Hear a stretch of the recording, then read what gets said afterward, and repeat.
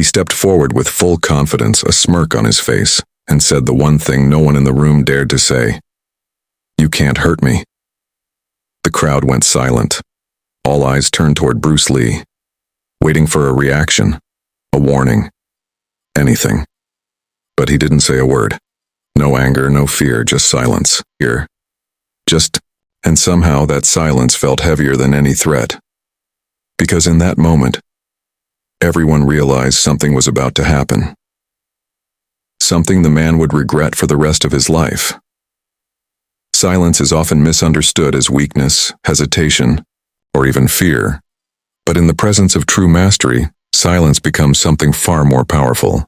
When Bruce Lee chose not to respond, it wasn't because he had nothing to say. It was because he didn't need to say anything at all.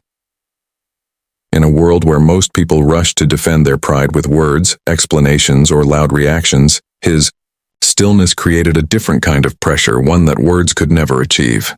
The moment the challenger spoke those bold, careless words, expecting a reaction, he unknowingly stepped into a psychological trap where silence became the loudest answer. People often rely on noise to establish dominance. They raise their voices, throw threats, or try to intimidate others with confident statements, believing that power is something that must be displayed outwardly. But real confidence doesn't seek validation. It doesn't rush to prove itself. It simply exists. And that's exactly what made that moment so intense. While the challenger expected anger or retaliation, what he faced instead was complete calmness. No change in expression, no shift in posture, just a quiet presence that refused to be shaken. That kind of stillness is deeply unsettling because it removes the predictability from the situation. When someone reacts emotionally, you understand them. When they don't react at all, you begin to question everything. Silence in this context becomes a weapon, not one that attacks directly, but one that breaks the opponent's confidence from within. The human mind is wired to interpret reactions. We look for signs, cues, and responses to guide our next move. But when there is no response, the mind starts filling in the gaps with doubt. The challenger, who moments ago felt invincible, now begins to wonder if he has made a mistake. He starts questioning whether he underestimated the man standing in front of him.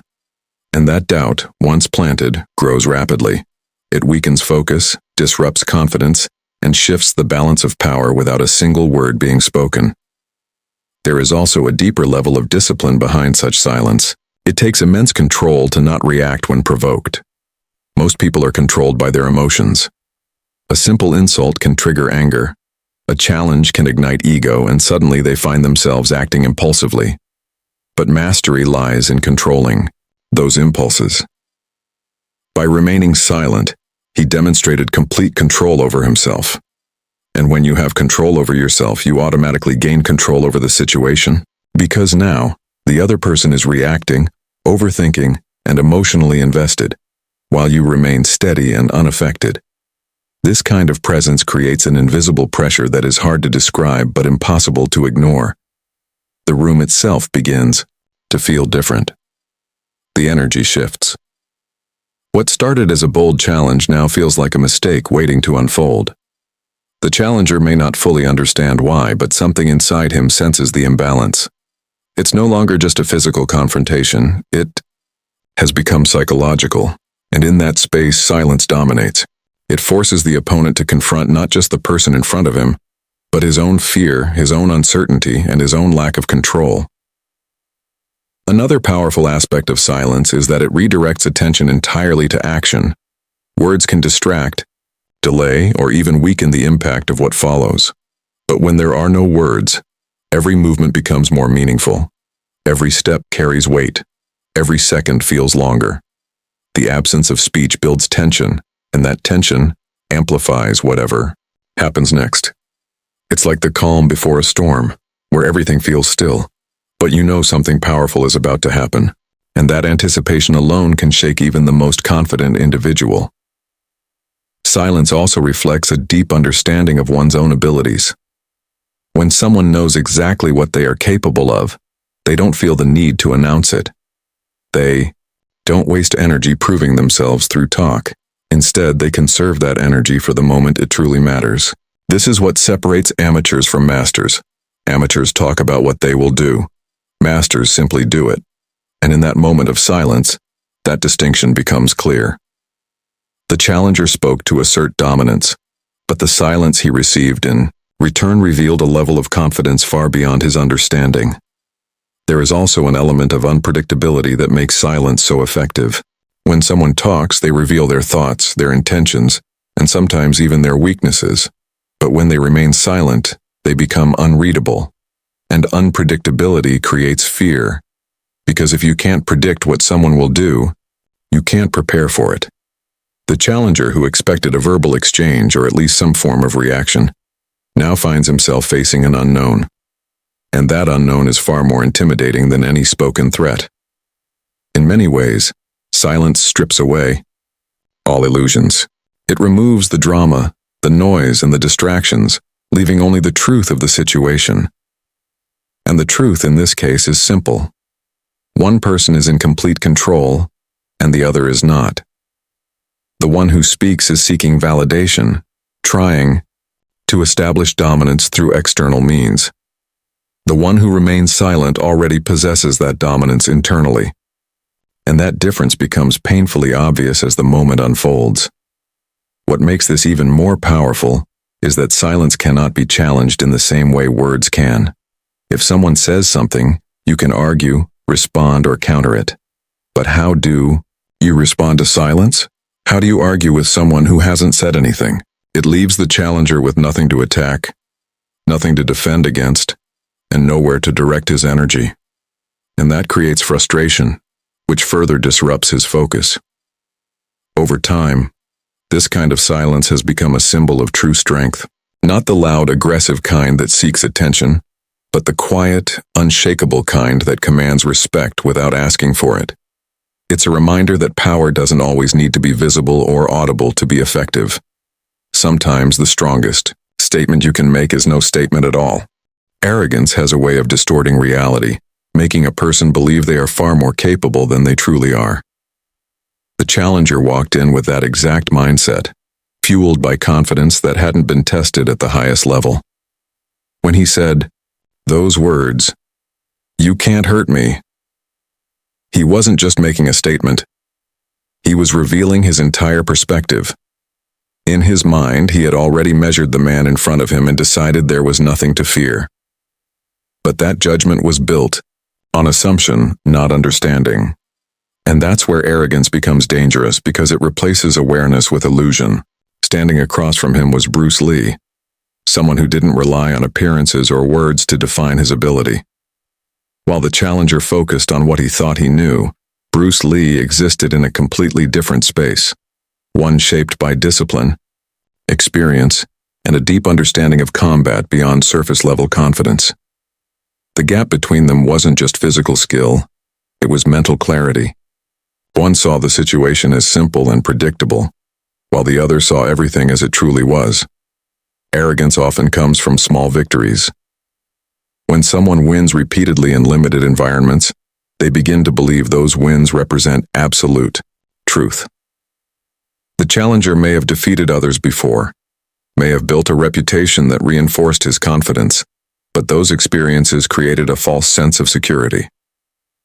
He started to believe that every opponent would be the same, that every fight would follow a pattern he could control. But reality doesn't operate on past assumptions. It changes with every new challenge, and when that challenge is something far beyond your experience, arrogance becomes your biggest weakness. There is also a blindness that comes with overconfidence. The challenger didn't take the time to truly observe, to analyze, or to question his own assumptions. He saw a man standing calmly and interpreted that calmness as a lack of threat. He mistook silence for passivity, stillness for weakness, and in doing so, he completely misread the situation. This is one of the most common mistakes arrogance creates. It convinces you that you already understand everything, leaving no room for learning or awareness. In contrast, true mastery is rooted in constant awareness. It doesn't assume, it observes. It doesn't rush to conclusions, it adapts. While the challenger was locked into his own belief, Bruce Lee remained open, present, and fully aware of the moment. That awareness creates a massive advantage because it allows you to respond accurately instead of reacting emotionally. The challenger, driven by ego, had already committed himself to a certain outcome. And once you are committed to an illusion, you lose the ability to see reality clearly. Arrogance also creates pressure, but not in the way most people expect. Instead of strengthening a person, it traps them in their own words. By declaring, "You can't hurt me," the challenger set a standard he now had to defend. He wasn't just facing an opponent anymore, he was facing his own claim. Every second that passed increased the weight of those words, because if he failed, it wouldn't just be a loss. It would be a complete collapse of the image he had created. That kind of pressure can break focus, create hesitation, and turn confidence into panic. Another critical flaw of arrogance is that it underestimates the unknown. The challenger believed he had already seen enough to make his judgment, but he failed to consider that there are levels of skill and understanding that cannot be recognized at a glance. Some abilities only reveal themselves in action, and by the time they do, it's often too late to adjust. This is the danger of thinking you know everything. You stop preparing for what you don't know. Ego also plays a significant role in this dynamic. The need to prove oneself, to dominate, to be seen as superior, drives people to take unnecessary risks. The challenger didn't just want to test himself, he wanted to make a statement. And in doing so, he exposed himself. Because when your actions are driven by ego, they are no longer grounded in strategy or awareness. They become predictable, emotional, and ultimately flawed. What makes this situation even more intense is how quickly arrogance can turn into realization. The same confidence that once felt unshakable can disappear in an instant when confronted with reality. The moment things don't go as expected, doubt begins to creep in. And that doubt spreads fast, breaking down the illusion piece by piece. The challenger, who once felt in control, now has to face the possibility that he was wrong from the very beginning. Psychological dominance is often invisible, but its impact can be overwhelming, especially in moments where tension is already high. Before any physical exchange begins, the real battle is fought in the mind, and the one who controls that space controls everything that follows. In this situation, Bruce Lee didn't need to raise his voice or make a move to establish authority. His calmness alone began to shape the environment, turning what seemed like a simple challenge into something far more intense and unpredictable. Calmness in the face of confrontation sends a powerful signal. It suggests complete confidence, absolute control, and a lack of fear. When someone remains relaxed while being challenged, it disrupts the expectations of the opponent. The challenger was likely prepared for resistance, for aggression, or at least for some kind of emotional reaction. Instead, he was met with stillness, and that stillness created confusion. Because when your opponent doesn't behave the way you expect, your strategy begins to fall apart before it even starts. The human mind relies heavily on patterns. We anticipate reactions, we prepare responses, and we build our confidence on the idea that we know what will happen next. But when those patterns are broken, uncertainty takes over. The challenger, who moments ago felt certain of his dominance, now finds himself questioning the situation. Why isn't he reacting? What is he thinking? Is there something I'm missing? These questions begin to stack up, creating mental noise that interferes with focus and clarity. This is where psychological dominance truly takes hold. It's not about intimidating the opponent with threats or aggression, but about making them doubt themselves. Doubt is one of the most powerful forces in any confrontation. It slows reaction time, disrupts decision-making, and weakens confidence. And once doubt enters the mind, it's difficult to remove. The challenger may try to maintain his composure, but internally the balance has already shifted. Another key element of psychological dominance is control over emotions. Most people are reactive by nature. They respond to provocation, they mirror aggression, and they allow their emotions to dictate their actions. But when one person refuses to engage on that level, it creates an imbalance. The challenger is now the only one reacting, the only one emotionally invested, while the other remains steady and composed. This difference in emotional state creates a gap that becomes more apparent with every passing second. Calmness also carries an underlying message: readiness. It suggests that there is no need to rush, no need to prove anything because everything is already under control. This kind of presence can be deeply intimidating, even if it isn't aggressive on the surface. The challenger may begin to feel that he is walking into something he doesn't fully understand, something he isn't fully prepared for, and that feeling alone can weaken his resolve. There is also a timing aspect to psychological dominance. By not reacting immediately, by allowing the moment to stretch, tension begins to build. Silence and stillness create space, and in that space, the mind becomes more active. The challenger starts to overthink, to analyze, to second-guess. Every second feels longer than it actually is, and that extended moment increases pressure. It's like being caught in a pause where nothing is happening, yet everything feels like it's about to happen. Body language plays a crucial role as well. Even without words, posture, eye contact, and subtle movements can communicate a great deal. A relaxed stance, steady gaze, and controlled breathing all signal confidence and readiness. These signals are picked up subconsciously, influencing how the opponent feels even if they can't fully explain why. The challenger may not consciously recognize it, but his body responds to these cues, increasing tension and reducing comfort. Another powerful aspect of this dominance is unpredictability. When someone is calm and silent, they reveal very little about their intentions. This lack of information forces the opponent to guess, and guessing leads to mistakes.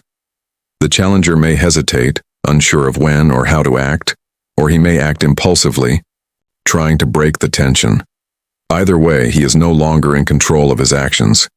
He is reacting to the pressure rather than executing a clear plan. Psychological dominance also shifts the perception of risk. What once seemed like a manageable situation now feels uncertain and potentially dangerous. The challenger, who initially believed he had the advantage, begins to feel that the stakes are higher than expected. This shift in perception affects how he approaches the confrontation, making him more cautious or more erratic, both of which can be exploited. In many ways, this kind of dominance is more decisive than physical strength, because by the time the physical aspect begins, the outcome is already influenced by the mental state of both individuals. One is composed, focused, and in control, while the other is uncertain, pressured, and reactive. And that difference, even if subtle, can determine everything that follows. The moment of truth is where everything that has been building, every word, every silence, every assumption, finally collides with reality. It's the point where imagination ends and consequences begin. The challenger had already spoken with certainty, already convinced himself of an outcome that hadn't yet been tested. But now, standing face to face with Bruce Lee, there was no more room for belief or illusion. Only action remained, and action has a way of exposing the truth faster than anything else. Up until this point, the tension had been psychological, subtle, but powerful. Words had been exchanged, or in this case, deliberately avoided. The air was heavy with expectation, and every second felt stretched by anticipation. But the moment of truth cuts through all of that. It demands clarity. It forces both individuals to reveal what they are truly capable of. The challenger could no longer rely on his voice, his confidence, or his assumptions. He had to rely on his ability, and ability cannot be faked in real time. There is a unique intensity in that transition from stillness to action. It happens in an instant, but it carries the weight of everything that came before it. The challenger, who once stood tall with absolute confidence, now faces a reality that doesn't care about his words.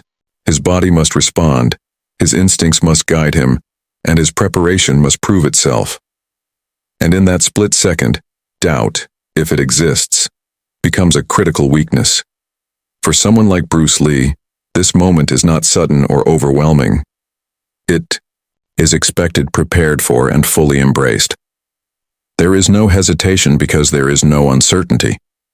Every movement is deliberate, efficient, and grounded in years of discipline. This is where the difference between perception and reality becomes undeniable. The challenger may have believed he was ready, but readiness is not a belief. It is a state that reveals itself under pressure. What makes the moment of truth so unforgiving is that it removes all filters. There is no time to think about how things should go. No opportunity to adjust your mindset, no space to recover from hesitation. Everything happens in real time, and every action has an immediate consequence. If your timing is off, you feel it instantly. If your judgment is flawed, it becomes obvious without explanation. The body responds faster than the mind can correct. And that is where true skill separates itself from confidence. The challenger's earlier words now echo differently.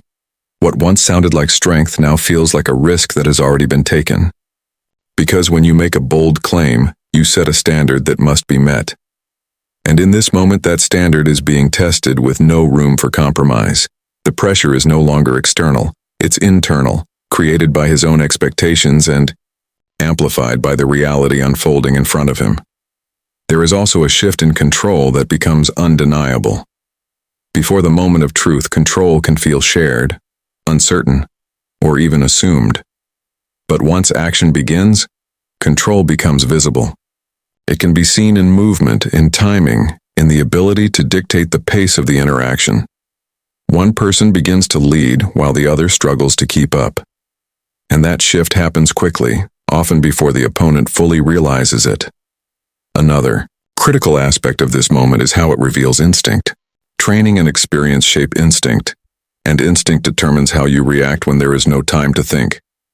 The challenger may have trained, may have fought before, but this situation demands a level of instinct that goes beyond routine experience. It requires adaptability, awareness, and precision under pressure, and if those elements are not fully developed, the gap becomes obvious almost immediately. The energy of the situation also transforms. What was once tension becomes motion. What was once anticipation becomes impact. The stillness is replaced by speed, and the mind has no choice but to follow the body. In this transition, clarity emerges, not through words, not through explanation, but through undeniable action that speaks louder than anything that came before it. The most defining part of the moment of truth is that it cannot be reversed.